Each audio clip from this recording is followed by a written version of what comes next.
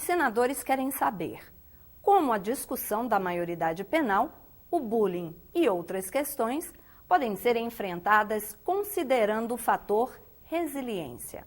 Eu faria aqui primeiro ao Dr. Boris. Quais são as características de indivíduos sobreviventes e resilientes? Segundo, tenho uma curiosidade. O bullying hoje nas escolas, ele está explicitado, mas há anos e anos atrás isso não existia. Nós não falamos ou nós evitamos falar de personalidade resiliente, porque a gente pensa em termos de sistema. Observamos, por exemplo, crianças que foram muito maltratadas, muito hesitantes. Se a gente reorganizar o seu cerco familiar, o bairro, nós vemos que essas crianças mudam de comportamento, mudam de estilo afetivo. Então, não é realmente inscrito na sua personalidade, é uma troca constante entre aquilo que eles são e o que está em volta deles. Então, evitamos falar de personalidade resiliente e preferimos falar de processo resiliente. Ou seja, são transações incessantes entre um desenvolvimento e um meio. Para o bullying mudou de significação. Ele existia antes, as crianças, os meninos principalmente, eram encorajados a brigar na escola. A gente não chamava isso de bullying. Nós todos voltamos com o nariz escorrendo e sangrando e com sangue no olho. Todo mundo já viu isso. É um golpe, não é um trauma. Ser assediado e humilhado, isso sim é um trauma.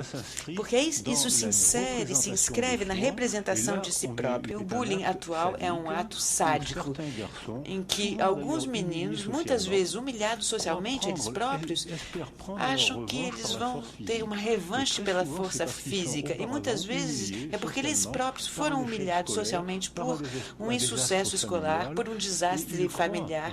E eles acham que eles vão reparar a estima, a autoestima, humilhando outra criança.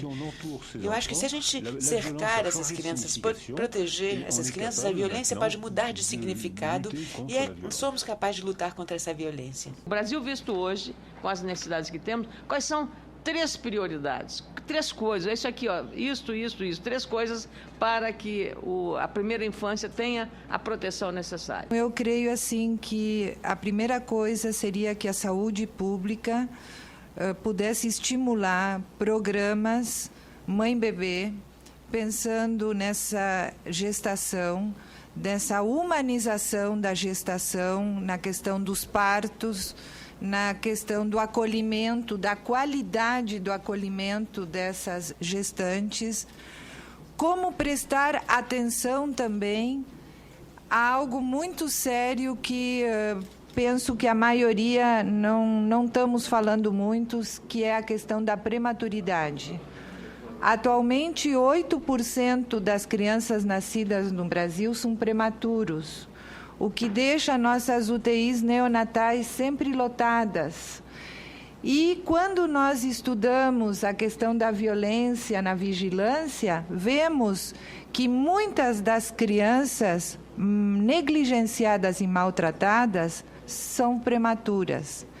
Quer dizer que houve alguma falha no início da vida na questão do apego e que os profissionais, tanto da saúde, como do serviço social, como da psicologia, pouco prestaram atenção naquele momento. Então, a escola para pais seria também uma alternativa que poderia melhorar e muito a questão da qualidade das interações entre pais e filhos. Nós precisamos levar mais conhecimento, informação e formação para esses pais.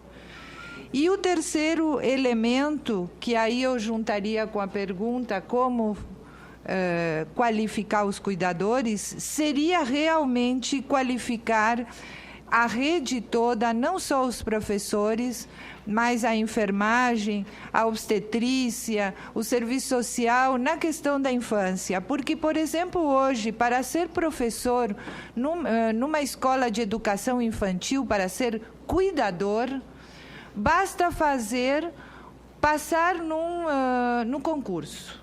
não é exigida nenhuma qualificação. Então, muitas vezes, aquele profissional pensa que vai trabalhar na cozinha ou que vai limpar a escola e ele termina tendo que fazer a higiene do bebê. E é curioso de observar como fazem essa higiene na maioria dos nossos espaços coletivos. É quase como um lava-jato. Não há interação, não há toque, não há palavra, é realmente limpar. E é isso que nós queremos? Não é isso. É exatamente o contrário. Isso deixa marcas nesse corpo. Esse nicho sensorial que o professor Boris nos explica com tanto detalhe, é ali que começa.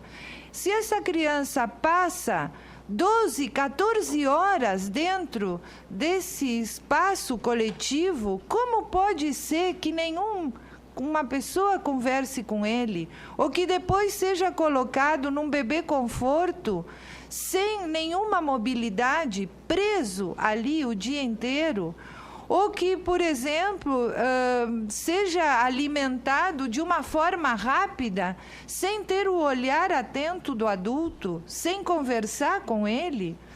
Então, são essas práticas que devemos modificar. A questão do legislativo, ele não está só aqui para fazer leis, né? Mas também para fiscalizar o cumprimento dessas leis junto com os outros órgãos de controle. De saber se o executivo está fazendo aquilo que precisa ser feito, não só uma questão de percentual, tantos percentuais é para a saúde, para a educação, não, mas é qualidade dessa aplicação. Se não fosse assim, a gente não teria hoje uma descrença coletiva de que a corrupção é uma coisa normal, de que eu ter um esparadrapo superfaturado é uma coisa normal, de que eu ter um professor mal remunerado é uma coisa normal, de que eu posso ter um vereador que ganha 20 mil reais e um professor que ganha 800. Então, quem é que vai cuidar? Então, eu acho que esse é um esforço de todo o legislativo de mudar esse paradigma, né? Então, vocês... Quando eu falo vocês, mas assim, todos que estão aqui, são a vitrine do país. A gente assiste, todo mundo acho que não assiste TV Senado, assiste TV Câmara. A gente quer saber o que o nosso político está fazendo. O ano que vem são anos de eleições.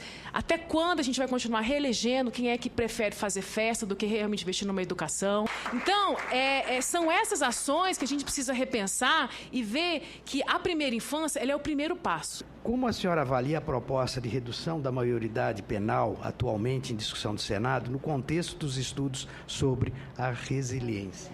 Eu não posso desistir de cuidar do ser humano. Se eu acho que um menino que já matou 12, que traficou não sei quantos quilos de cocaína, que roubou, de 12 anos ele merece apodrecer na cadeia por 20 anos, eu vou estar desistindo daquele ser humano.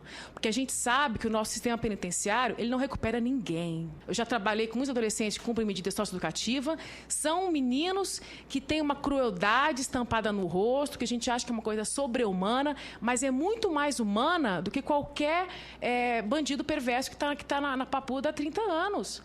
Porque ele é fruto de toda uma equação que deu errado. Ele não teve uma escola para ele estudar, ele não teve uma família que o acolheu. Então, esse adolescente que é defendido, ele tem todas as garantias constitucionais do 0 aos 18 anos, não são nem 18 anos, são 18 anos, 11 meses e 29 dias, até praticamente 19, ele tem o direito de ser educado, acolhido, recebido, alimentado socialmente, politicamente. Ele, sim, é que vai transformar. Eu diminui isso para 16, para 14, para 12, para 10, ou como acontece nos Estados Unidos, que é qualquer época, isso não vai resolver o nosso problema. A gente só vai aumentar a nossa população carcerária e jogar uma sujeira para debaixo do tapete. E nos primeiros anos que aprendemos a aprender, não adianta conter a violência somente com a segurança. Temos que entender que a violência é um problema de saúde pública e que a intervenção na prevenção precoce deve ser uma das maiores premissas. Violência não é somente usar a força ou uma arma. É como diz o professor Boris, é também a caneta. Quando os gestores e os responsáveis não assinam ou se omitem em projetos de impacto nas políticas públicas.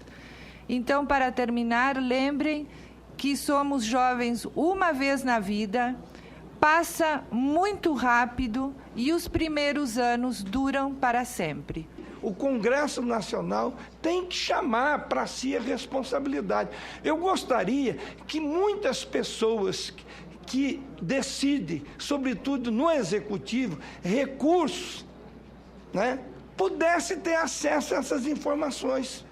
Porque eu não tenho dúvida que se começarmos a cuidar das nossas crianças, né, nós teremos, sem dúvida nenhuma, a médio prazo, as pessoas adultas muito melhores e um mundo muito melhor, menos agressivo, menos hostil. Agora, é preciso que as pessoas conheçam isso, sobretudo as pessoas que têm poder de decisão. O Em Discussão fica por aqui. Você pode rever este e outros programas pela internet. É só acessar o site www.senado.leg.br/TV. Obrigada pela companhia e até o próximo Em Discussão.